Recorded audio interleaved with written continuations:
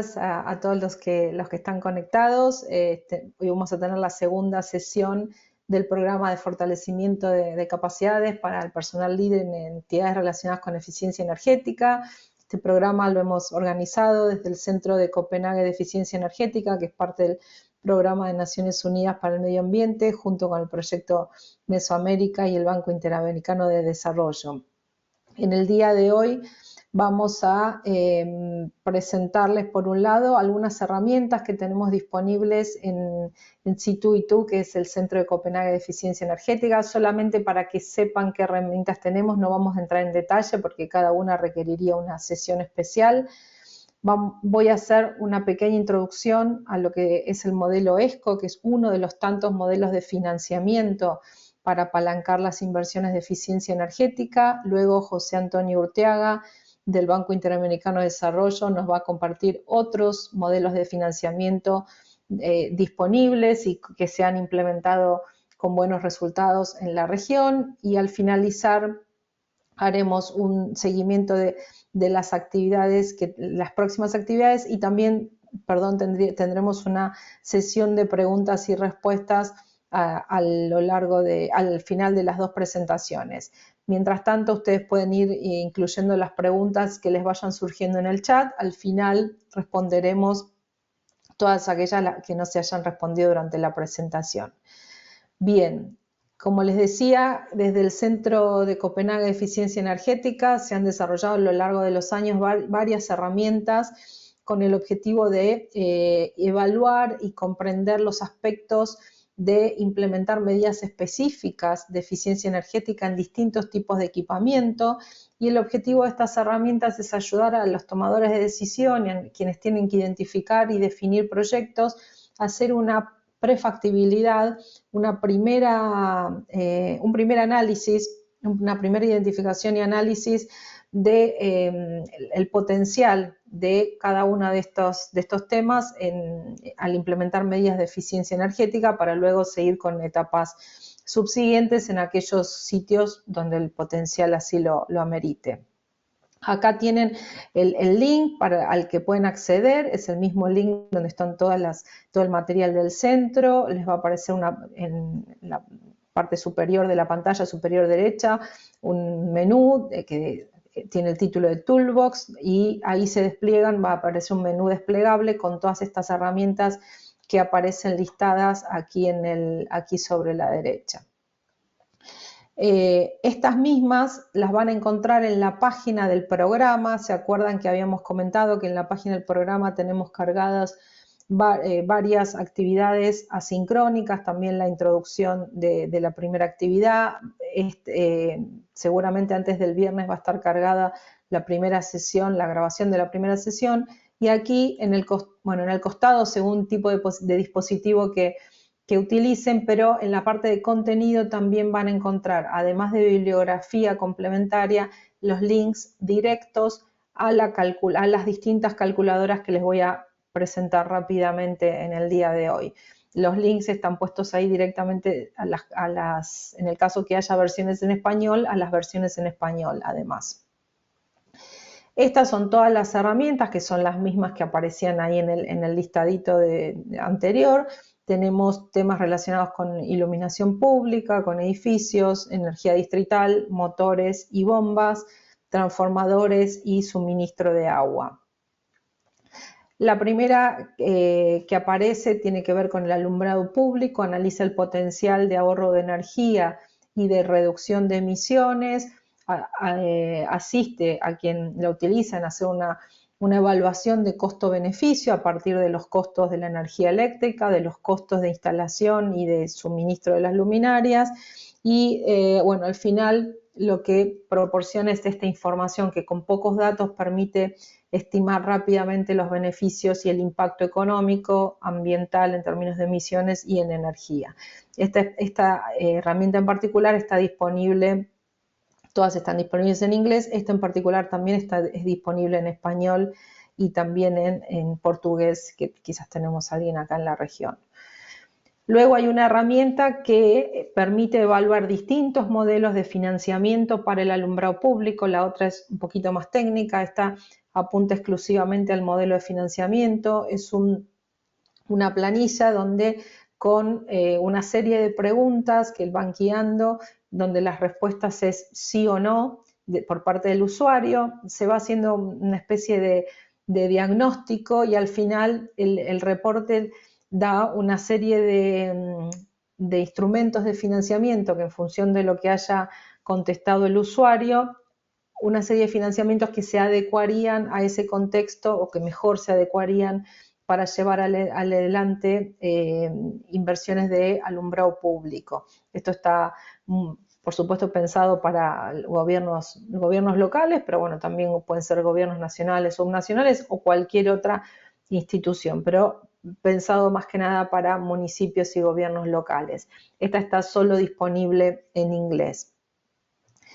Luego tenemos una herramienta que es para evaluar medidas de eficiencia energética en edificios. Esta fue desarrollada para Argentina y por qué, en este caso en particular, bueno, fue para un proyecto para Argentina, un proyecto de Euroclima, pero ¿qué es lo que hace particular del país? Bueno, que hay que ingresar datos de la ciudad donde está ubicado el edificio que vamos a evaluar, porque eso linkea datos de clima, datos meteorológicos. Podría llegar a utilizarse tratando de identificar qué ciudad de las que ustedes quieran evaluar el edificio es parecida a alguna, tiene un clima parecido a alguna de las ciudades de Argentina, y con esa salvedad también la podrían utilizar. Esta herramienta está en español y es un diagnóstico donde se cubren distintos aspectos de uso de energía en los edificios, de climatización, temas de construcción, la parte de iluminación, agua caliente, y está pensado sobre todo para edificios públicos y al final se genera un reporte donde hay recomendaciones tanto de recambio de equipamiento como también de medidas para la gestión de la energía dentro de los edificios. Así que, bueno, con esa salvedad de las ciudades, tratar de buscar la equivalencia en clima de las ciudades, se podría usar en alguno de los países. Hay una herramienta para evaluar el potencial de energía distrital. Energía distrital, para quienes no lo saben, es cuando se genera calor o frío en un lugar de manera centralizada y se distribuye a lo largo de toda una ciudad o un barrio o una comunidad para para generar calefacción o climatización, puede ser tanto para frío como para calor, como les decía, y la herramienta lo que permite es hacer también una evaluación de potencial técnico, económico y ambiental para implementar este tipo de soluciones de energía distrital en las ciudades.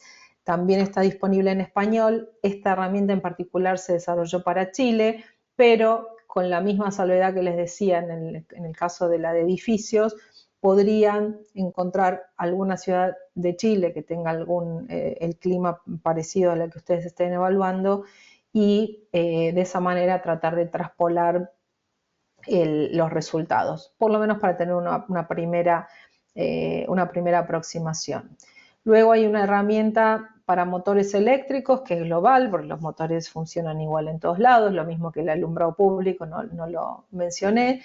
Esto lo que permite es también hacer una evaluación del potencial de ahorro de energía económico y ambiental por recambio a motores más eficientes. Está disponible en español.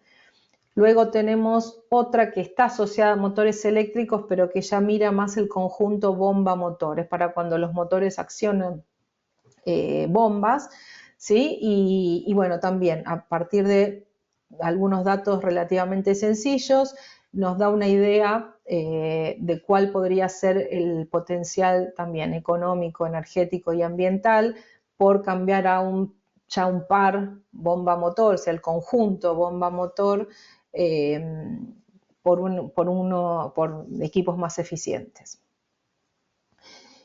También tenemos para transformadores eléctricos, también para hacer una evaluación rápida del potencial por recambio de transformadores. Los transformadores muchas veces están un poco olvidados porque, bueno, justamente transforman energía eléctrica de distintos niveles de potencia, pero sin embargo también son una fuente de pérdida y como toda fuente de pérdida de energía es una oportunidad de incrementar la eficiencia y reducir esas pérdidas con los mismos objetivos de impacto económico, energético y ambiental. Y también está disponible en español. Y por último tenemos una herramienta que con el mismo objetivo de que con algunos datos relativamente sencillos, información de las instalaciones, poder evaluar el potencial de ahorro de energía asociados a los sistemas de suministro de agua, que en las ciudades, bueno, en los países en general, pero esto suele estar en la órbita de los gobiernos locales, suelen ser unas instalaciones con oportunidad de mejora de la eficiencia energética en todos los circuitos de bombeo, de suministro de agua, desde el tratamiento, la distribución y demás. Entonces, acá también tenemos una evaluación y una identificación de oportunidades de mejora. Y también está disponible en español. De nuevo, el objetivo de esto, que lo pasé muy rápido porque tenemos mucho para charlar el día de hoy, es que conozcan que esas herramientas están disponibles, son todas de acceso libre y gratuito, tienen los links ahí en la página web del programa y si no a través del link general del centro. Y bueno, cualquier consulta, cada una de las herramientas tiene referenciado quién es su referente interno, así que si tuvieran alguna consulta durante el uso, pueden referenciar directamente a esa persona o me pueden transmitir las consultas. Vale aclarar que algunas están siendo cambiadas de sitio web, hay una cuestión de adecuación tecnológica detrás y podría ser que algunas no estén funcionando temporalmente porque se está haciendo una migración y lo aclaro porque por ahí se encuentran con eso. Bueno, si fuera ese el caso, habrá que esperar que estén 100% disponibles, pero mientras tanto si quieren ir buceando a ver de qué se trata y cuáles podrían aplicar, están ahí a disposición. Ahora pasaríamos a la segunda parte, la introducción a los instrumentos de financiamiento de eficiencia energética. ¿Se acuerdan que la sesión anterior hablamos de la regulación? Hoy vamos a hablar del financiamiento. Luego en el material que tienen complementario tienen videos grabados de lo que tiene que ver con eficiencia en el transporte, en edificaciones. Estamos subiendo uno de eficiencia energética en industrias también y hay varios webinars que se dictaron sobre regulación y sobre financiamiento con experiencias específicas de Latinoamérica. Si bien hoy José Antonio nos va a compartir varias de las experiencias, hay un webinar en particular que lo grabamos hace ya unos meses, donde tuvimos varios casos interesantes de distintos modelos de financiamiento de la eficiencia energética de México, de Uruguay, de Chile y de Colombia. Bien, de mi lado hoy contarles de qué se trata el modelo ESCO. Como les dije, hay varios modelos de financiamiento para inversiones de eficiencia energética. Va a depender mucho cada modelo de financiamiento o para elegir cuál es el más adecuado, el contexto del país, el contexto de en qué sector querramos promover ese tipo de inversiones, el avance en las tecnologías, pero bueno, hay muchos modelos que son fácilmente replicables con las adaptaciones que se merezcan en cada país. El modelo ESCO es un modelo casi que exclusivo para inversiones de eficiencia energética y también se usa para energías renovables. Una ESCO, la palabra ESCO viene del inglés Energy Service Company y es una empresa que financia e implementa tecnologías y proyectos, medidas de eficiencia energética en las instalaciones de un tercero, en las instalaciones de un usuario, y que al final su pago lo recibe en función de los ahorros obtenidos por esas mejoras de eficiencia energética. Hay distinto tipo de contratos, se firman contratos muy rigurosos, muy cuidadosos, existen modelos de contratos para tomar de referencia, hay algunos contratos que son de ahorros compartidos, hay algunos contratos que son de pago fijo a la ESCO una vez que los contratos de los ahorros se concretan, en fin, hay distintos modelos, pero conceptualmente cuando aplicamos el modelo ESCO lo que tenemos es un poco lo que se ve ahí en la gráfica, que antes de la intervención tenemos un consumo de energía, que es en este caso el 100%, durante el contrato, o sea, se hace la intervención, la empresa ESCO implementa el proyecto, en general la misma ESCO hace el diagnóstico, identifica cuáles son las oportunidades de mejora, implementa, no solo implementa las cuestiones técnicas, sino que también invierte, o sea, cubre la inversión de esa implementación de proyectos, y una vez que arranca el funcionamiento de esas instalaciones, durante el transcurso del contrato por desempeño, aparece el modelo de la barra del medio, que es que una parte de lo que antes se gastaba en pagar el consumo de energía, se sigue pagando en energía, pero se reduce, en este caso, al 50%. Una parte se usa, que sería la franja naranja, a la ESCO para repagar su inversión, y la parte más verdecita quedaría para el usuario, para el dueño de la instalación. Dependiendo del tipo de contrato, la proporción de la barra naranja y la verde puede ir cambiando y también depende el plazo en el que se haga ese repago. Cada proyecto de alguna manera va a adecuar eso, pero el enfoque y lo que sí es válido para todos es eso. Luego de que pasa el contrato donde pasa el periodo de repago, al final de eso, que es lo que aparece en la barra a la derecha, lo que tenemos es que se sigue pagando, en este caso la mitad por la energía que se consume, y todo el ahorro queda para la empresa, para el usuario, para la empresa donde se incorporaron las instalaciones. Son modelos que han funcionado en muchos países.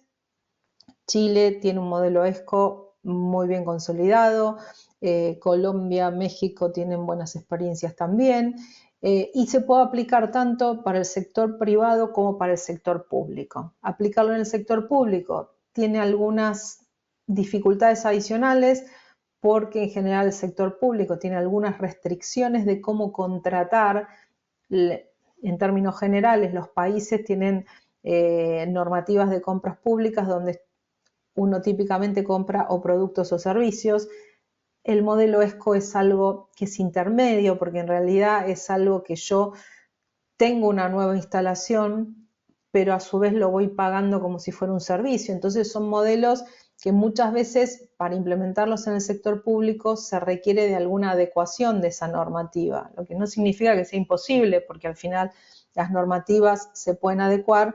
En general lo que se necesita es cierto compromiso o involucramiento de todas las partes que están alrededor de las normativas de compras públicas para generar una nueva normativa que habilite esto como una opción más, porque suele ser una buena alternativa, sobre todo para el sector público, que muchas veces tienen recursos muy acotados para los proyectos de eficiencia energética. Nosotros desde el Centro Climático de Copenhague, que es donde está alojado el Centro de Copenhague de Eficiencia Energética, además tenemos la Secretaría de la Global ESCO Network, que es una red global de ESCOs, donde desde la red lo que se hace es apoyar a los gobiernos para aumentar la participación de las ESCOs como mecanismo para ayudar en la mitigación del cambio climático a través de profundizar en herramientas de eficiencia y medidas de eficiencia energética. La idea también es apoyar, o parte de la misión de la red es apoyar a las asociaciones nacionales y regionales de ESCO para promover el aumento de este tipo de actividades, que realmente en los países donde se ha desarrollado ayuda a impulsar de manera significativa el modelo ESCO y en consecuencia los proyectos de eficiencia energética.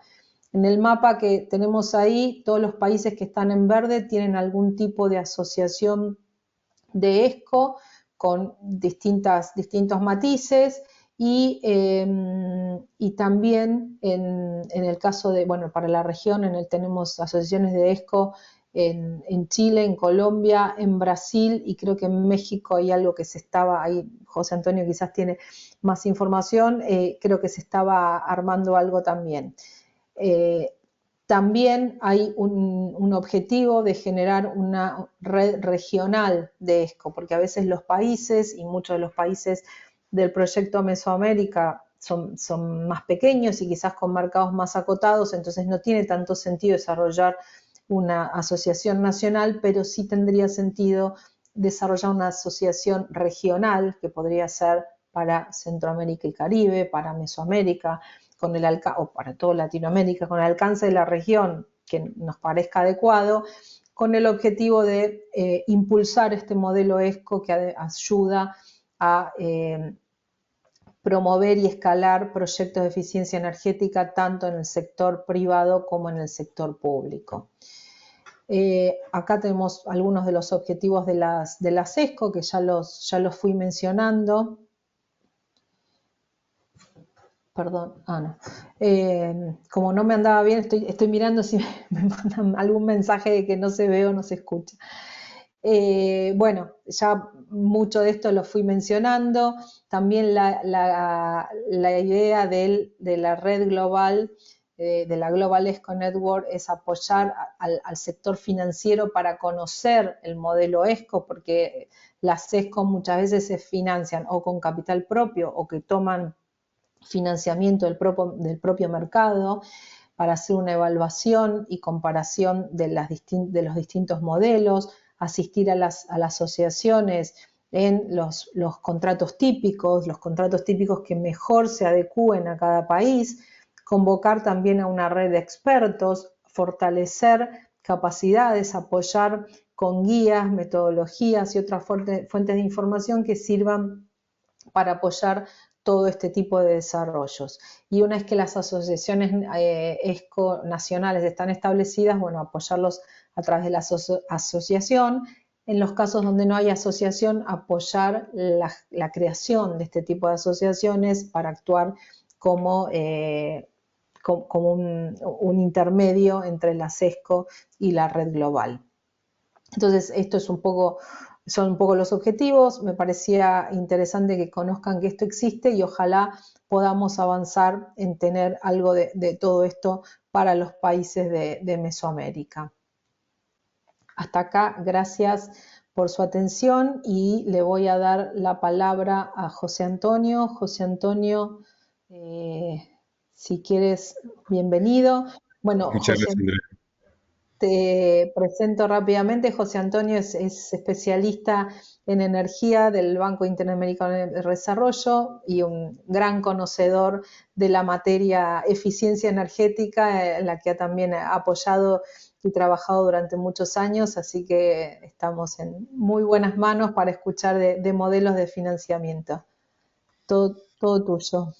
Muchísimas gracias, Andrea. Como siempre, un placer escucharte y siempre aprender de toda tu experiencia. Me parece que el tema que estamos abordando es un tema fundamental. Finalmente, se tiene que pasar de las buenas intenciones a las buenas inversiones en materia de eficiencia energética, y eso es a través de facilitar esquemas de financiamiento. El nombre reducido de este tema no tiene un mensaje oculto, o tal vez sí, es fe reiterada, ¿no? No es un acto de fe el financiamiento y es lo que vamos a tratar de conversar en esta mañana. Bueno, lo primero es la relevancia que ya tiene la eficiencia energética en la mitigación del cambio climático. Se espera que esta contribuya prácticamente en la misma proporción que las energías renovables, es decir, un 25%, además de las otras acciones que ahí se explican. Pero ya se tiene medido por la Agencia Internacional de la Energía que para alcanzar metas de cero emisiones al 2050 se tiene que impulsar muy fuertemente el tema de eficiencia energética. En la COP28, en la anterior COP, en la Conferencia de las Partes en materia de cambio climático, se acordó duplicar la tasa de mejora de la intensidad energética del 2 al 4%, lo cual es un gran esfuerzo en materia de inversiones y financiamiento. Esto es como ha venido variando la intensidad energética, y lo que es notable es esta menor mejora en el 2023, y en las líneas azul, en las barras de azul claro, se ve el esfuerzo que se tiene que duplicar en los próximos años para llegar a esta meta de net zero emisiones. En el World Year Look 2024 se ponen algunos, se ilustran algunos indicadores, y el que yo quisiera destacar es el de las inversiones en Estados Unidos, que pasaron a 390,000 millones en 2023, a diferencia de los 300,000 en 2020, es decir, ha habido un incremento, y eso es, da como resultado, evidentemente, las mejoras en la intensidad energética. Ahora, ¿qué oportunidades y retos enfrentamos en la región? Bueno, y déjenme comenzar por el lado optimista. Las oportunidades, en primer lugar, hay un alto potencial ambiental, lo que ya decíamos, la contribución de la eficiencia energética a la mitigación es un tema que es muy relevante. El otro tema es que hay posibilidades y hay muestras de que se puede hacer un mecanismo de financiamiento innovador muy adecuado a las condiciones de los países y de los sectores y de los dueños de las instalaciones o usuarios de consumidores de energía específicamente. Y afortunadamente hay experiencias exitosas. Otro tema muy relevante es la digitalización. La digitalización permite, y lo vimos ahora con lo que nos presentaba Andrea, las herramientas que ya existen, tanto para calcular los potenciales como también para medir los resultados, que ese es uno de los grandes retos que enfrenta. Ya platicamos de la contribución a la reducción de emisiones de gases de efecto invernadero. Y otro elemento muy importante, la creación de empleo, es la eficiencia energética, de acuerdo también al informe sobre recuperación económica post-COVID de la Agencia Internacional de Energía, es la acción en el sector energético que más contribuye a generar empleo. Y ahora veamos los retos a los que nos enfrentamos. Y el que más destaca, como se puede ver en esta lámina, es el financiamiento. Ese es el gran reto que estamos enfrentando. Luego está ligado con la capacidad institucional que pueda brindar mecanismos de financiamiento. Y uno de los grandes desafíos que se tiene es la incertidumbre que hay sobre los ahorros. Aquí se han intentado y algunas veces aplicado con éxito, se mencionó el caso de Colombia, por ejemplo, se aplicó un sistema de aseguramiento con una aseguradora del aseguramiento de los ahorros a obtener, el cual daba una compensación al consumidor, al dueño de la instalación, en caso de que la ESCO, con este contrato por desempeño, no alcanzara los ahorros que se habían ofrecido. Entonces eso da certidumbre económica, y se tiene que trabajar mucho en la certidumbre también de los ahorros mismos, y eso se logra con mejor medición, con mejor análisis y detallado de oportunidades de ahorro.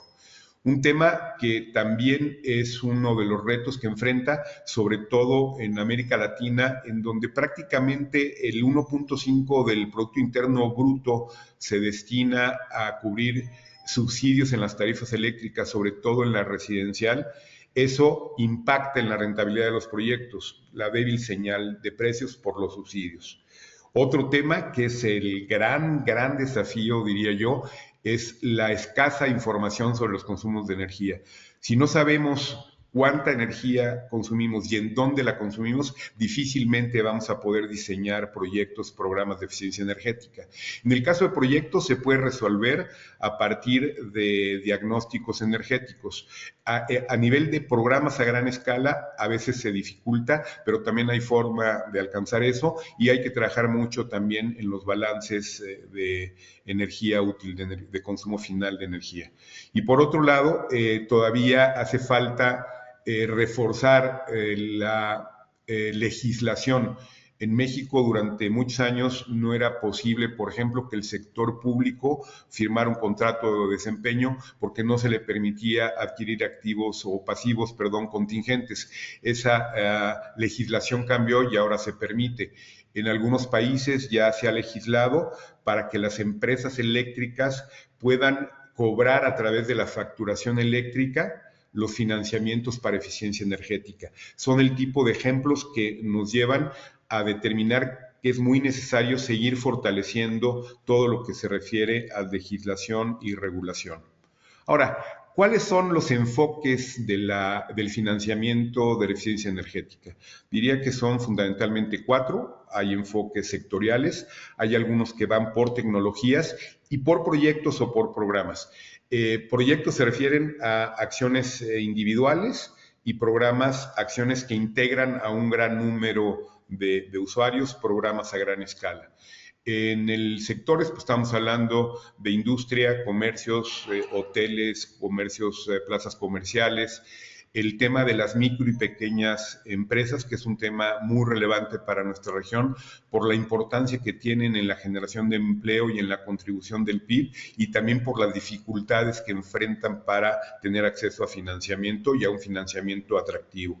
Está el sector residencial, que como ya decíamos, ahí el tema es que las tarifas en buena parte de nuestros países están subsidiadas, y el sector público, fundamentalmente edificios de oficinas, escuelas, hospitales, pero también el alumbrado público, como también Andrea mostró que hay una herramienta para calcular los potenciales de ahorro de energía en este tipo de aplicaciones. Y en materia de tecnología, también lo mencionó Andrea, por ejemplo, una aplicación para motores. ¿Y por qué motores? Porque finalmente en nuestros países el mayor consumidor de energía es la industria, y en la industria el 60% de la electricidad, por ejemplo, pasa por motores. Pero también hay temas de cogeneración, por ejemplo, que también se diseñan programas de aire acondicionado, de refrigeración.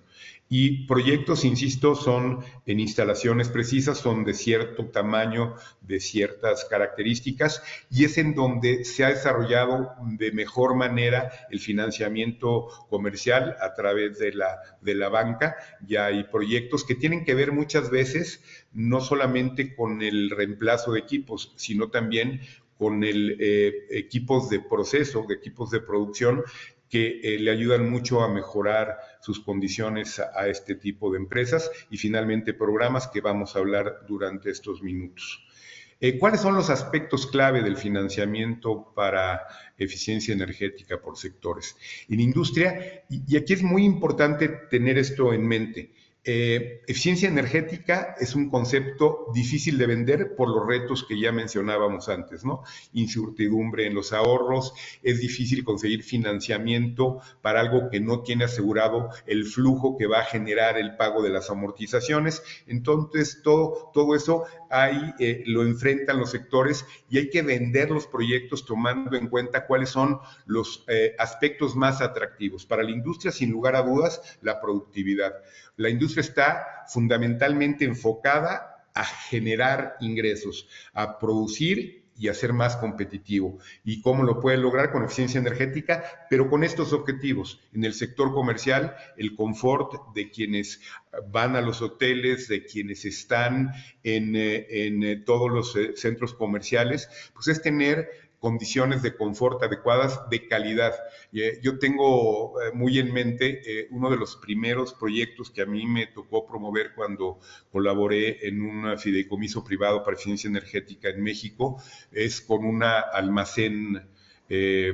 tienda de almacenes que el nombre comercial es Liverpool, es una tienda muy importante en México, y pues nosotros nos acercamos para tratar de convencerlos de primero hacer un diagnóstico energético, y si el diagnóstico energético no daba proyectos rentables, atractivos, el diagnóstico energético no tenía que ser pagado por esta empresa.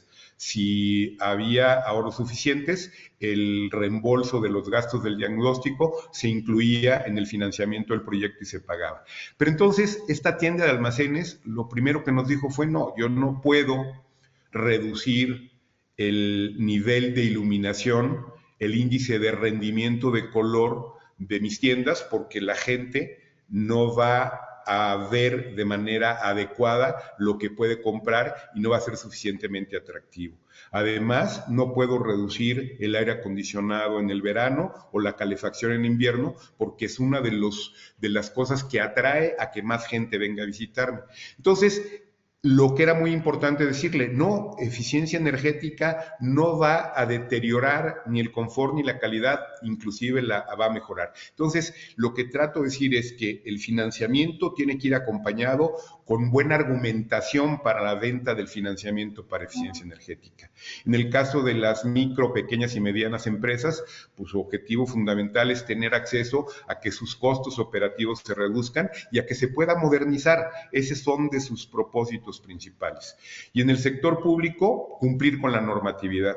Siempre es importante que haya, en el caso del sector público, programas que sean de carácter vinculante para los organismos, entidades, dependencias del sector público, que les haga obligatorio el presentar, realizar diagnósticos, presentar potenciales de eficiencia energética y ir ahorrando. Entonces, la parte normativa es muy importante y evidentemente también la parte de reducción de costos cuando cada vez más los ingresos fiscales, los recursos fiscales de nuestros países tienen condiciones un poco más estresadas. Y el otro, en el sector residencial, el tema de los gastos, reducir el gasto de la familia en energía, que a veces puede representar, dependiendo la región, dependiendo el país, en zonas de clima cálido extremo o de frío intenso, puede representar hasta un 20 o un 30% de los ingresos familiares para pagar la energía. Y también dar mayor asequibilidad a los servicios que se ofrece por la energía. Nada más para darles una idea. En América Latina, solamente el 45% de las familias tienen acceso a una lavadora de ropa. ¿Y por qué? Por el costo de la lavadora, pero también por el costo de la electricidad cuando utilizan la lavadora. Entonces, si se reduce el consumo de energía con eficiencia energética, tienen acceso a poder utilizar equipos que o racionan su uso o no los usan por el impacto que tienen en consumo y en gasto. Y hay otros transversales. Evidentemente, a todos estos sectores les interesa la rentabilidad y es la base de los contratos por desempeño y la base de cualquier programa de financiamiento de eficiencia energética. Es decir, que los flujos de efectivo que genera el ahorro de energía permita pagar las amortizaciones de los financiamientos que se obtienen. Y un tema que es cada vez más generalizado y en todos los sectores, incluyendo el sector residencial, que cada vez afortunadamente estamos más conscientes del impacto que está teniendo el cambio climático, es la mitigación de gases de efecto invernadero. Por el lado de la demanda, ¿cuáles son los elementos decisivos del financiamiento de la eficiencia energética? Y esta es una frase que todos hemos utilizado, que es bueno, lo que queremos es bueno, bonito, barato y rápido, el RB3. ¿Por qué bueno? Porque me permite generar ingresos o ahorros, bonito porque debe satisfacer mis necesidades y barato por lo que decíamos, porque se paga con los ingresos y ahorros y en la mayoría de los casos sin hacer un pago inicial, es decir, sin enganche. Esa es la clave y otro elemento fundamental es que tiene que ser rápido. Estamos acostumbrados ya en los distintos esquemas de financiamiento que nos ofrecen, por ejemplo, para comprar un coche, llega uno a una agencia, llega una persona a una agencia, le hacen un análisis de su capacidad económica en línea en 30, 40 minutos y a partir de eso le ofrecen el financiamiento. Estos mismos esquemas tenemos que cada vez más aplicarlos en eficiencia energética para atender con agilidad las necesidades, porque la mentalidad del consumidor es muy variable. Si no lo captamos en el momento que está con esa necesidad, con esa conciencia de invertir en eficiencia energética, es un cliente que podemos perder y que podemos vacunar al mercado porque esa experiencia de ese posible beneficiario se transmite a otros posibles interesados. Por el lado de la demanda, ¿cuáles son los elementos decisivos para poder ofrecer algo con las características que nos exige el mercado? Primero, el tema de fondeo. Hay que buscar plazos y condiciones. El financiamiento concesional, que es muy importante. Como ustedes saben, hay fondos climáticos, hay agencias de financiamiento que ofrecen créditos muy concesionales, yo diría inclusive en algunos casos y en algunos momentos con tasa de interés negativa o recursos no reembolsables. Lo que es inversión en capital, lo que es el equity, también es un mecanismo que asegura tener un fondeo más atractivo. Luego, lo que se busca es eliminar el riesgo. En la medida que tenemos un fondeo barato, un menor riesgo, las condiciones del crédito pueden ser mejores para nuestros beneficiarios finales. Entonces aquí se debe primero analizar la calidad crediticia de los posibles acreditados, que la generación de flujo, ya sea por ingresos, porque también puede haber en un programa de eficiencia energética un incremento en los ingresos y es algo que también se tiene que analizar, sobre todo en el sector industrial y comercial, pero también el flujo de ahorros y tener también mecanismos de cobranza. Como ustedes habrán visto, uno de los mecanismos que ha surgido con mayor fuerza en las últimas décadas es la cobranza a través de la nómina, porque ahí se asegura el pago. Evidentemente, cuando se analiza la calidad crediticia, también hay que ver, en el caso del sector residencial, qué tan apalancados están los usuarios con créditos que se cobran a través de la nómina. Pero mecanismos también como la cobranza en la factura eléctrica o la cobranza domiciliada en las cuentas de los beneficiarios es otro elemento fundamental. Y luego está la garantía, perdón, ahí dice garantía. La garantía es un elemento fundamental también para recibir el crédito. La garantía puede ser prendaria, es tal vez en el caso de eficiencia energética la menos atractiva, pero existe, es decir, es difícil que, por ejemplo, si se financia el reemplazo de motores en una empresa, el valor de recuperación de los motores cuando ya han sido instalados y llevan, aunque sea pocas horas de operación, su valor baja muchísimo, entonces la recuperación disminuye. Está la garantía tradicional, que es la garantía hipotecaria, por ejemplo, con activos de la empresa o con activos del beneficiario, que cada vez está más apalancada y es más difícil. O también está la creación de fondos para garantías líquidas con cobro automático, que es la que puede ser y resultar la más atractiva.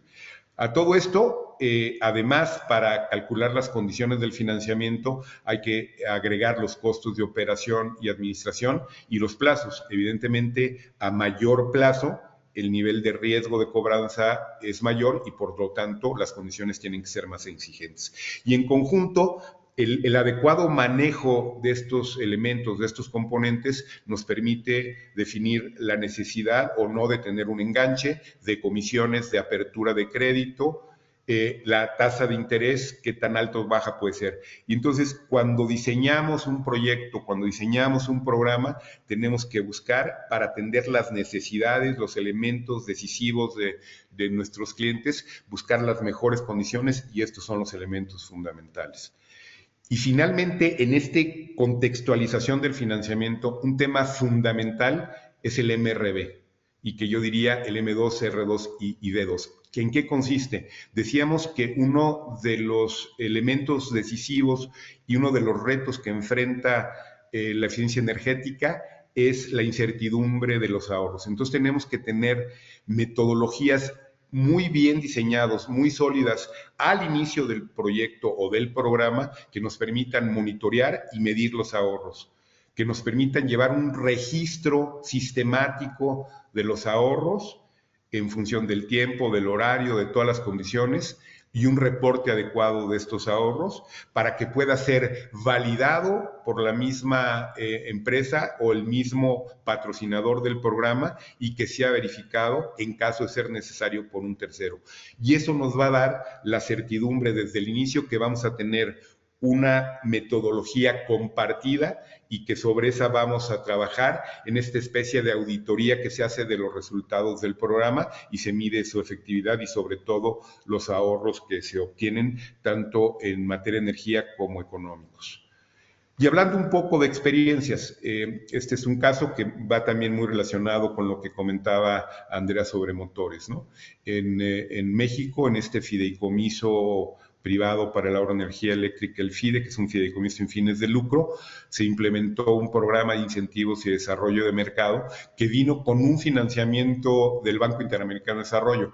A mí realmente me da mucho gusto presentar esta lámina porque yo estuve en ese momento en el FIDE y yo era la contraparte del BID, ahora estoy en el BID y estoy trabajando también para proyectos con el FIDE. Pero aquí lo interesante, y aquí hay en este proyecto participó de manera muy importante uno de los más destacados especialistas en eficiencia energética que seguramente ustedes han conocido o tienen referencias, que es Odón de Buen y que siempre hace mención a este programa, porque fue un programa muy exitoso, insisto, que vino de armar un programa de financiamiento que finalmente derivó a las industrias y que permitió que en 4 años cambiara el mercado de motores. Antes del programa, solamente el 2% de los motores que se vendían en México eran de alta eficiencia. Y el problema era que los fabricantes y comercializadores no los ofrecían porque decían que no había demanda. Y las industrias no pedían esos motores porque no sabía que habían motores de alta eficiencia. Entonces, con una buena campaña de información, financiamiento e incentivos, se logró revertir ese proceso y al final del programa el 100% de los motores que se vendían en México eran de alta eficiencia y en ese momento se publicó la norma que impedía que se vendieran motores de baja eficiencia, solo motores de alta eficiencia. Otro ejemplo de los potenciales que hay en materia de reemplazo de refrigeradores es una estimación muy simplificada, pero aquí da una idea, por ejemplo, de cuáles son las necesidades de financiamiento para poder reemplazar refrigeradores o neveras según el país de uso residencial, ¿no?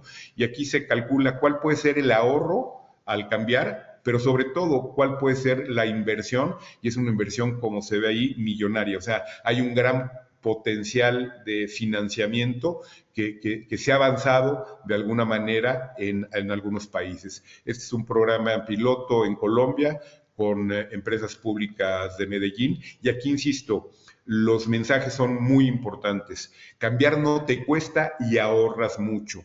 Son mensajes clave para el tipo de usuarios. El tipo que queremos hacer son cosas que efectivamente no nos impliquen un gasto, pero que nos generen ahorros o ingresos. Entonces, son mensajes claves en este proceso. El programa, el BID, se participó tanto en el diseño, en el financiamiento, en la gestión de recursos concesionales. Insisto, es un tema muy importante y ese es un tema que facilita mucho y genera mejores condiciones de fondeo. La Empresa Pública de Medellín, en la promoción, operación, monitoreo, los fabricantes, distribuidores mayoristas, poniendo a disposición del mercado refrigeradores a precios de mayoría y con un sello de garantía de ahorro. Y el esquema, el BID da un financiamiento con fondos climáticos para hacerlo concesional. Empresas Públicas de Medellín recibe este financiamiento, paga un anticipo importante a los fabricantes para que ellos puedan a su vez ofrecer la cantidad de equipos que se requieren en el programa con precios de mayoreo y con un sello de garantía. Se entrega la nevera a los clientes residenciales. EPM recibe, o en este caso ya hay una ley en Colombia de responsabilidad ampliada en que implica que todo el desecho de refrigeradores tiene que procesarse, destruirse, manejarse ambientalmente, gestionarse sobre todo los gases refrigerantes. Se recupera el financiamiento del crédito otorgado a través de la facturación eléctrica y se paga el financiamiento por parte de EPM al BID. Está muy simplificado el esquema, pero así es como funciona. Y los ejes básicos de fueron las 3 S's. Un super programa para ti y solo sigue los siguientes pasos. Sustituye, cambia tu nevera, ineficiente, vieja, por una nueva y eficiente, sin que te cueste. ¿Por qué? Porque no tenía que haber ningún desembolso del usuario para poder tener su equipo nuevo. Suma ahorros aplicando sencillos consejos y más rápidos. Es otra cosa muy importante. No es suficiente con tener al equipo eficiente, se tiene que utilizar adecuadamente, se tiene que evitar introducir alimentos calientes al refrigerador, se tiene que tener una distancia entre la parte trasera del refrigerador y la pared para que haya una buena ventilación y no se sobrecaliente el sistema de compresión-refrigeración. Sigue y verifica los ahorros de tu nuevo refrigerador. Aquí lo que hace es, se toma una muestra de equipos en donde se mide antes y después de la aplicación del cambio de equipo, porque es muy importante. Si la verificación del ahorro solamente se basa en la facturación eléctrica, con la intervención es solo sobre un equipo, los ahorros se pueden perder porque creció el consumo de energía, porque pudo haber un efecto que le llaman efecto rebote, que el usuario tiende a consumir más, pero es importante pensar ahí que tiende a racionar menos el consumo y tiene acceso inclusive a otros equipos o la familia creció. Entonces es importante monitorear, medir sobre el equipo y dependiendo el nivel de intervención sobre el consumo total de la instalación. Este es un programa ya efectuado, implicó el reemplazo de 2.3 millones de equipos en su segunda fase, tanto de aire acondicionado como de refrigeradores y el aislamiento térmico de 25.500 viviendas. Y para que vean que no solamente hablo del FIDE, este programa fue financiado tanto por KfW como por el Banco Mundial, se aplicó a través de dos fideicomisos que existen en México, uno en el norte y otro para cubrir todo el resto del país. Se hacía toda la promoción, toda la comercialización del programa a través de distribuidores, se destruían los equipos que se sustituían y se gestionaban sus residuos peligrosos como el gas refrigerante, que además es un gas de alto poder de calentamiento global, dependiendo del gas refrigerante, en el que se utilizaba en ese momento, así lo era, y la Secretaría de Medio Ambiente verificaba la adecuada disposición, recibía el crédito y lo pagaba a través de la factura. En Paraguay, por ejemplo, hemos propuesto un programa con la empresa eléctrica nacional, en el cual cuando se propuso se presentó ante la National Appropriate Mitigation Action, ahora la Mitigation Action Facility, para obtener recursos no reembolsables para poder aplicar. Se identificaron otras fuentes climáticas y también del protocolo de Montreal, que su objetivo es eliminar el uso de sustancias que dañan la capa de ozono, y como decíamos, los refrigerantes son un elemento fundamental en este tema, ¿no? Entonces se estableció también, y decíamos, la importancia de las garantías. Se da también un financiamiento para la disposición final, para vales de descuento. Aquí se dio un incentivo al usuario para que se animara a participar en el proyecto, un fuerte desarrollo de capacidades, y finalmente cómo el programa opera a través de tiendas minoristas. Se otorga el crédito al usuario, que lo paga a través de la facturación eléctrica. Entonces, como se ven, los esquemas en general tienen los mismos principios de aplicación. Este es un ejemplo interesante porque establece que también se puede hacer a nivel subnacional.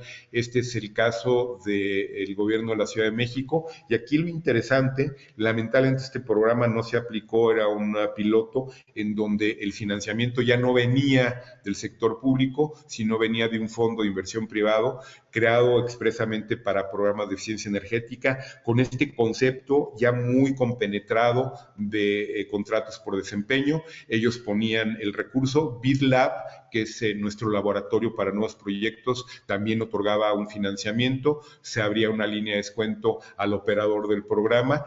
el costo de operación del programa, que se ve es alrededor de entre un 1 y un 5% de la inversión total. En pilotos tiende a reducirse cuando son programas a gran escala. Lo aportaba con su presupuesto el gobierno de la Ciudad de México, se otorgaban los créditos, recibía la mueblería o el comercio minerista, el refrigerador antiguo, que lo entregaba a un centro de acopio y gestión de residuos.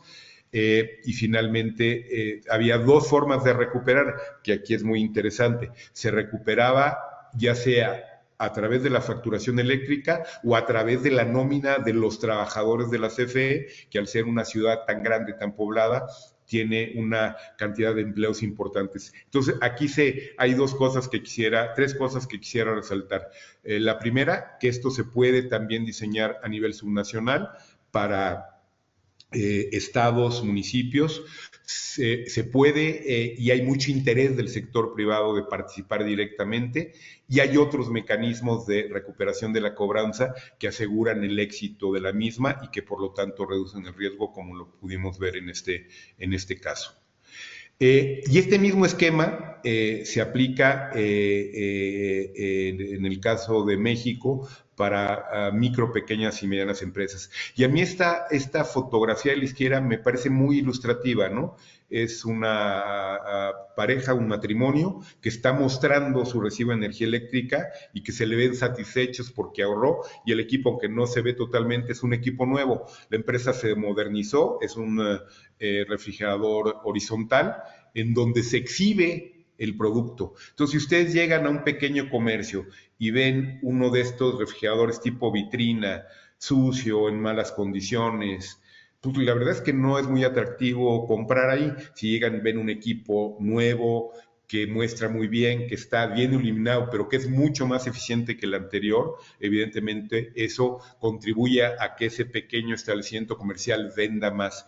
Pero además, el que tenga mejores condiciones en la conservación en la humedad permite conservar durante más tiempo esos alimentos en buenas condiciones. Entonces, ¿cuáles fueron sus características principales? Y me parece que hay que destacar una, que es el diagnóstico energético parametrizado.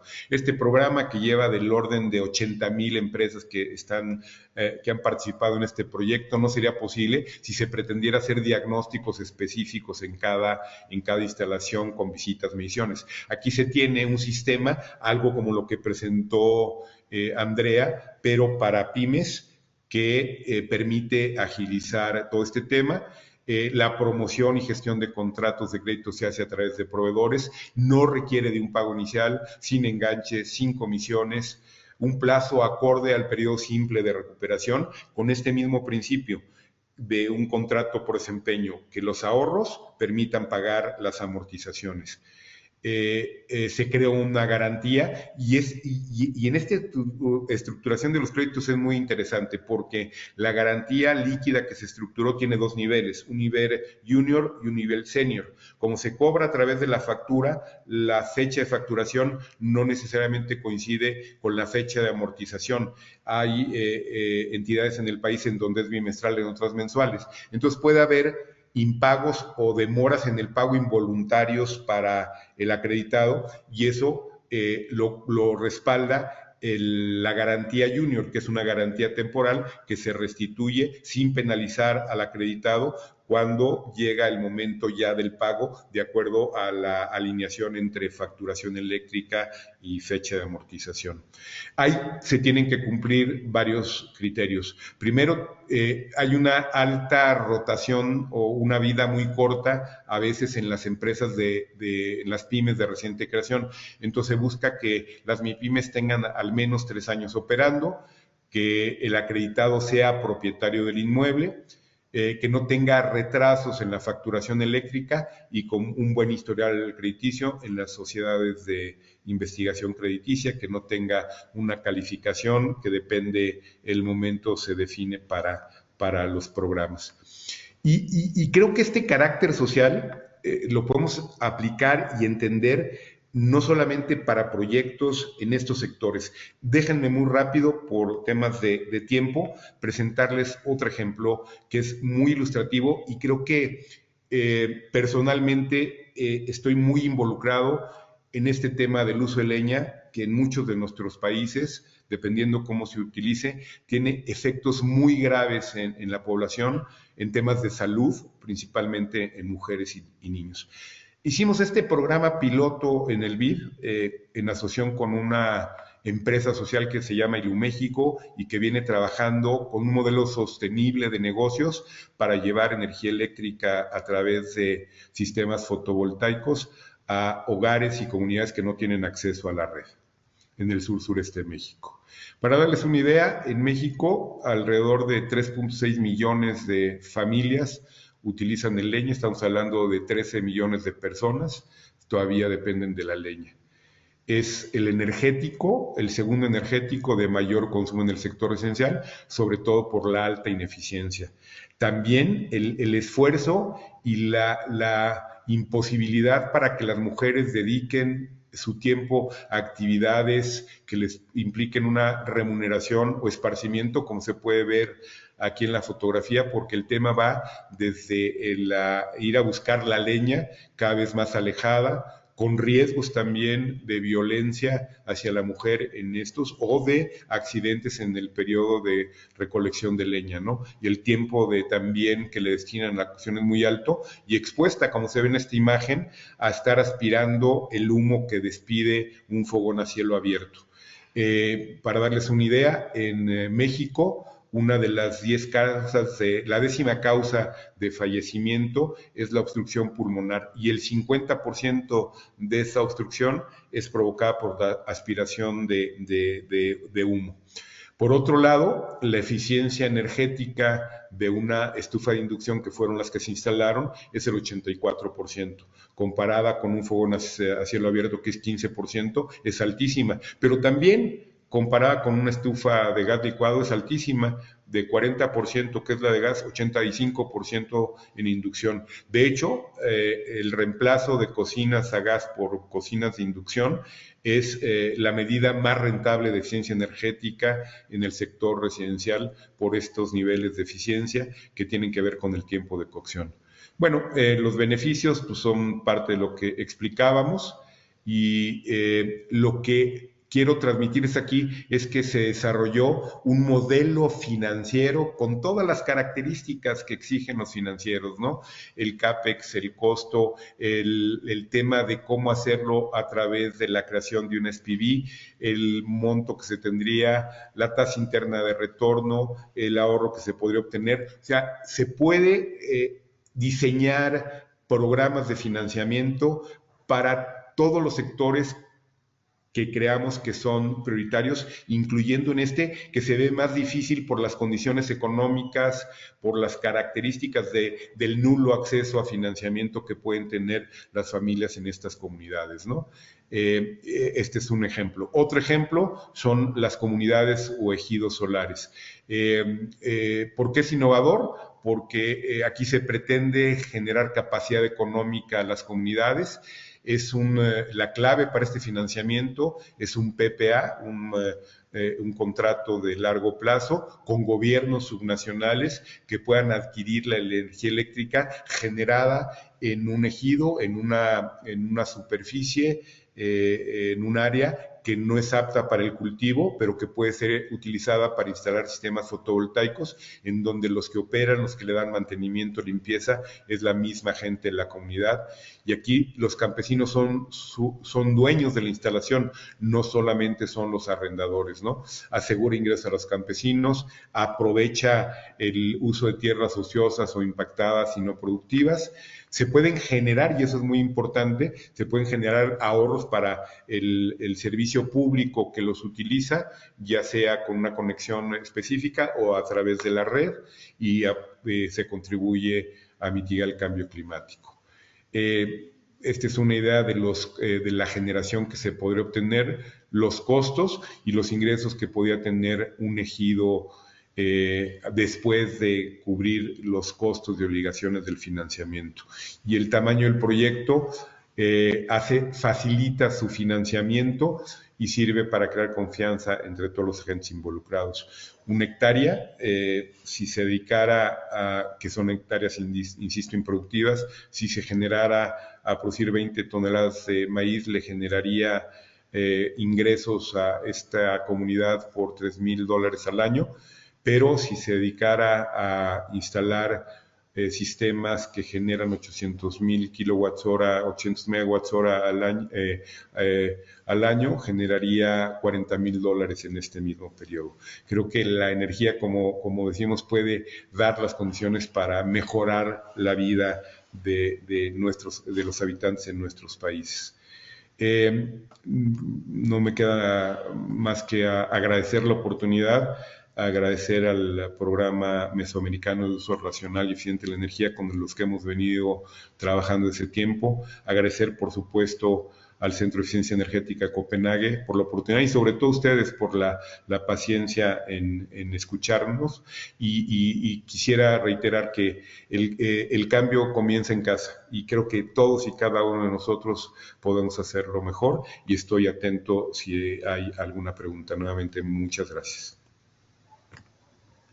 Buenísimo, José Antonio. Bueno, muchas gracias a vos. Siempre es un placer escucharte y compartir de primera mano las experiencias. La verdad que es muy nutritivo y espero que para todos. Para mí, aunque algunos ya la conozco, igual siempre es bueno escuchar y sobre todo esos programas con efectos, no solamente efectos económicos y energéticos, sino con efectos sociales de alto impacto. Yo creo que realmente son aquellos que deberíamos poner en el top 5 de la lista de proyectos para empujar. Tenemos varias preguntas, acá las tengo marcadas, así que si te parece vamos a ir un poco en orden. Algunas, las que eran más cuestiones de links y eso, las fui respondiendo en general, pero bueno, hay una que creo que quizás vale la pena hacer un recordatorio. Alguien preguntaba a qué llamamos intensidad energética y me llevó a decir, wow, cuántas veces damos por sentado conceptos que quizás no son tan claros para todos. Entonces, bueno, te invito a que comentemos rápidamente qué es esto de la intensidad energética. Como no, con mucho gusto y una disculpa, efectivamente damos por sentados que los términos que utilizan o a veces hasta los acrónimos, todo el mundo los conoce, ¿no? Y lo comento, ¿no? En el BID utilizamos acrónimos para todo, ¿no? Entonces es a veces para quienes no tienen mucho tiempo es difícil entender. Intensidad energética es básicamente la cantidad de energía que se requiere para producir una unidad de Producto Interno Bruto. A manera de ejemplo, y es muy ilustrativo, en la primera crisis energética de los 70s, cuando el precio del petróleo se disparó, se creó la Agencia Internacional de Energía y países tuvieron una reducción en 5 años muy importante en esa intensidad energética. Japón es el caso tal vez más ilustrativo. Japón, antes de la crisis del petróleo, tenía una intensidad de 1.5, significaba que requería 1.5, que cada vez requería 1.5 unidades de energía por cada unidad de Producto Interno Bruto generada. Después de 5 años, esa intensidad se redujo a 0.5 unidades de energía por unidad de Producto Interno Bruto. Esa es la intensidad de energía. ¿Cuánta energía requiero para producir algo? Y medido en cuentas nacionales por cada unidad de Producto Interno Bruto. Y es hasta ahora el indicador más utilizado con retos en su aplicación para medir la eficiencia energética. Gracias. Luego una pregunta que va puntualmente entiendo que fue al estudio este que contaste que hicieron desde la empresa, pregunta sobre el diagnóstico que se había hecho, esto que comentaste el caso donde hacían el diagnóstico y luego si se avanzaba con el proyecto no se cobraba el diagnóstico. Entonces preguntaban la pregunta es sobre el nivel de detalle de ese diagnóstico, si fue muy meticuloso o más a grosso modo. ¿Y qué pasaba si no se realizaba el proyecto? ¿Quién cubría esos gastos, no? Y cómo fue la labor de convencimiento para que efectivamente se avance. Muy importante Y pregunta. son las grandes preguntas, ¿no? Esto Claro, aparece siempre, me muy parece importante, interesante. porque finalmente hemos dicho, ¿no? El consumo de energía eléctrica y en general de energía se concentra o tiene mayor participación la industria. Entonces el diagnóstico sí fue con una firma consultora especializada que con personal o se hacía con personal de alta experiencia. Algunas de esas firmas consultoras se han convertido en ESCOs, ahora ya también financian los proyectos y a su vez buscan financiamiento para poder financiarlo. Ahí, por cierto, el BIDinvest tiene una facilidad para financiar a ESCOs, pero es una firma ya con mucha experiencia, con equipos de medición, ¿no? Analizadores de redes para el caso del tema eléctrico, videotermógrafos para el caso de calderas, porque no solamente se hacía el diagnóstico de la parte eléctrica, sino la parte térmica. Se incluía todo el análisis de la facturación eléctrica, ver cómo se comportaba estacionalmente la producción, cómo se relacionaba el consumo de energía con variaciones en la producción para ver precisamente la intensidad energética de la producción de esa empresa en particular, cuánta energía por cada unidad de producto que producía. Se hizo la medición de los equipos de mayor consumo, se hizo toda una evaluación de la inversión necesaria de acuerdo a diferentes fuentes de venta de esos equipos o de las instalaciones y luego todo el análisis de inversión. Incluyendo, inclusive en algunos casos, procesos propios de las empresas. Yo tengo muy claro que se hizo un proyecto y un diagnóstico en una empresa láctea y se analizó todo el proceso de pasteurización de la leche, que como ustedes saben consiste en elevar la temperatura a un nivel extremo de la leche y luego darle un bajón. Entonces requiere equipo para calentamiento, generación de vapor para subir la temperatura y luego refrigeración para bajarla. Ahí se logró, o sea, ese es el nivel de diagnóstico que se llegaba en ese tipo de proyectos, ¿no? Porque eran empresas muy grandes que además tenían varias plantas, utilizaban una planta como demostración para luego tener un efecto multiplicador. Y en el contrato que se firmaba con esa empresa se definía efectivamente que el diagnóstico iba a ser cubierto inicialmente por este fideicomiso que financiaba el diagnóstico con la contratación de una empresa que era seleccionada de manera conjunta por la empresa y por el FIDE. Se definían el alcance de la auditoría, los costos y el método para confirmar que efectivamente se había logrado el ahorro. Que si no se define ex ante, después no se puede comprobar, es como una auditoría. Yo hago una auditoría con una serie de criterios y metodología, lo mismo aquí. Entonces se define, hay un equipo técnico generalmente en estas empresas muy sólido y en ese convenio se establece. En caso que el diagnóstico no resulte con los indicadores de rentabilidad, nivel de ahorro, etcétera, la empresa no tiene ningún compromiso de cubrir los gastos y eso los absorbe, en este caso, el promotor del proyecto. En caso de que se obtengan esos ahorros, la empresa se obliga a implementar las acciones con o sin el financiamiento del patrocinador, pero demostrar que efectivamente las aplicó con un tiempo determinado y con los flujos que se obtengan se cubre el costo del diagnóstico, lo cual se va a un fondo revolvente. Ese era el esquema en general y tuvo digamos, una muy buena respuesta de los industriales, porque además empezó a replicar. Empezamos a llevar estas experiencias, estos casos, llevando al empresario o al responsable de la planta a las reuniones con las asociaciones de industriales, de hoteleros, de tiendas de almacenes. Entonces, ellos platicaban, ya no era el promotor el que decía que se habían hecho las cosas, ellos decían, miren lo que hice, porque un elemento fundamental es que se apropien de los proyectos, que ellos son los que van a ahorrar, los otros somos accesorios, ellos son los que ahorran. Hay que apropiar a nuestros clientes, a nuestros beneficiarios de estos proyectos. Sí, es clave, Perdón tan tal cual. enfático y que Sí, sea tan largo en mis respuestas. Me sí, sí, apasiona el sí. tema, como ustedes lo podrán ver. Buenísimo. Bueno, tengo otra pregunta bien interesante que pregunta cómo se vincula esto de la eficiencia energética con las inversiones en energías renovables, y que muchas veces creo que apunta que, bueno, es más fácil invertir en renovables. Bueno, hemos hablado largo y tendido del tema, pero te lo dejo a ti. Me encanta la pregunta, ¿no? Y con Andrea lo hemos sufrido, además, entre comillas. A ver, el tema es que medir la generación, pues es muy fácil. Medir el ahorro tiene mucho más sofisticación. Pero lo más importante es que el concepto de eficiencia energética tenemos que llevarlo a un nivel superior. Eficiencia energética no siempre se debe ver como ahorro. Eficiencia energética puede ser, por ejemplo, producir más con el mismo consumo. En términos finales es un Sí, ahorro. generales, sí, Pero va exacto. más allá, ¿no? Eficiencia energética debe incluir el tema del aprovechamiento óptimo de la energía, renovable o no renovable. Eh, Nosotros insistimos mucho que en los programas, por ejemplo, de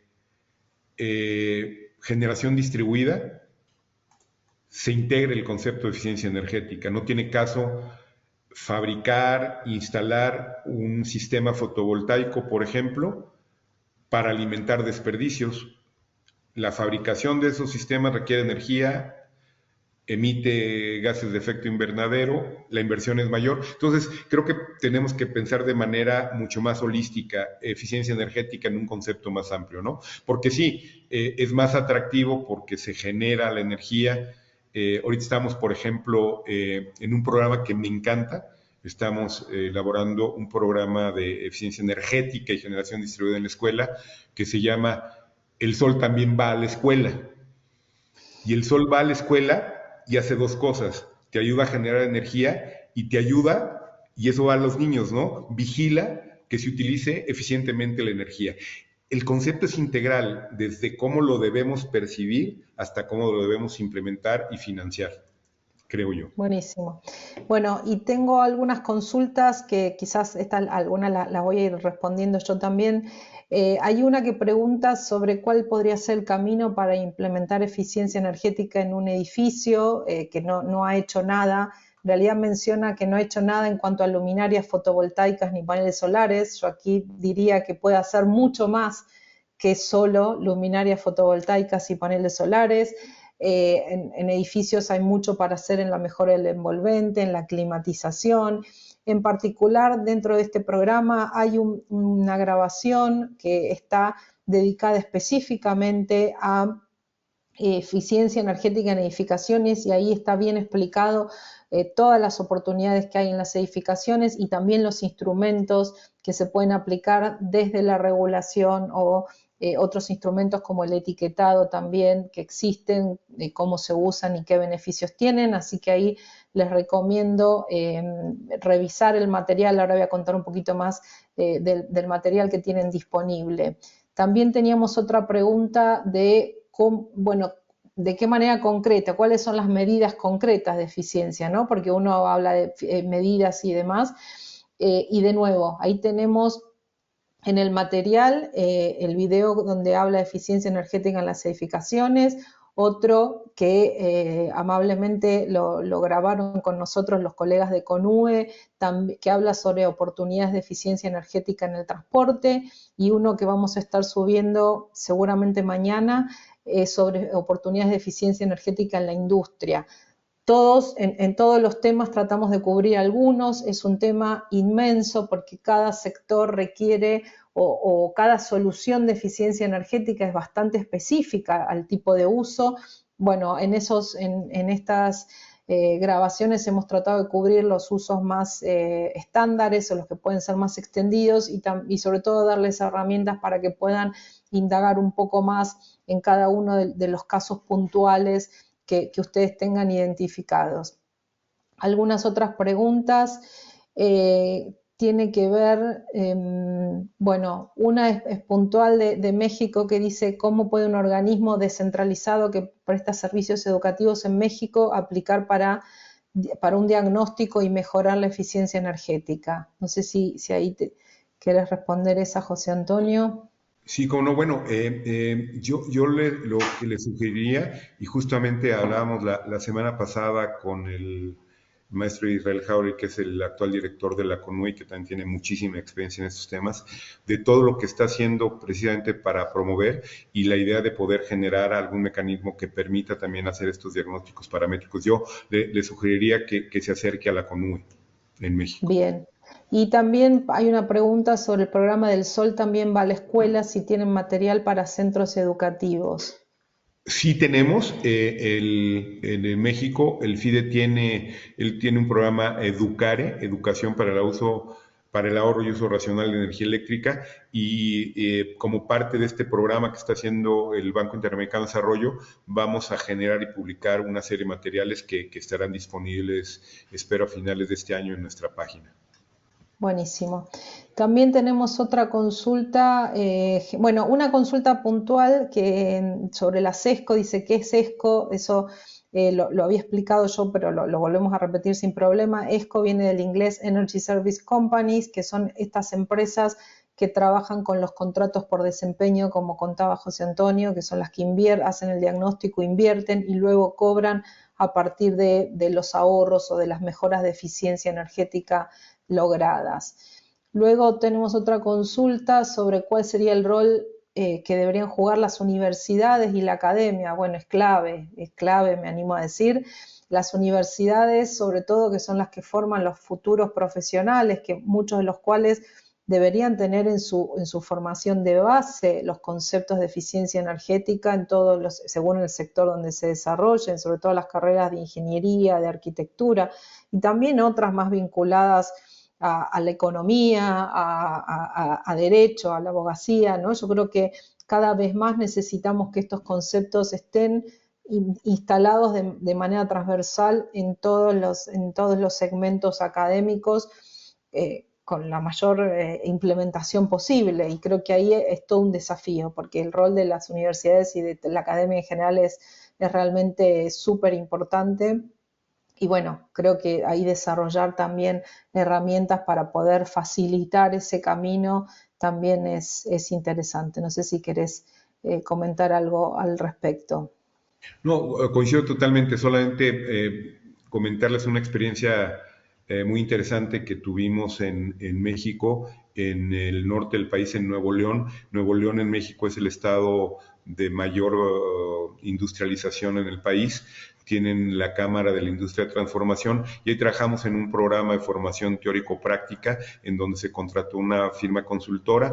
En total, la duración de esta capacitación fue de 100 horas, 20 horas en aula y 100 horas en práctica. En práctica se iba y se seleccionaban una serie de instalaciones y se hacían diagnóstico energético con estudiantes de los últimos años de la carrera de ingeniería que iban y hacían el levantamiento, registraban la información, y con la satisfacción que algunos de esos jóvenes ingenieros luego formaron parte de las empresas en donde fueron a hacer una práctica de lo que habían recibido de capacitación en eficiencia energética.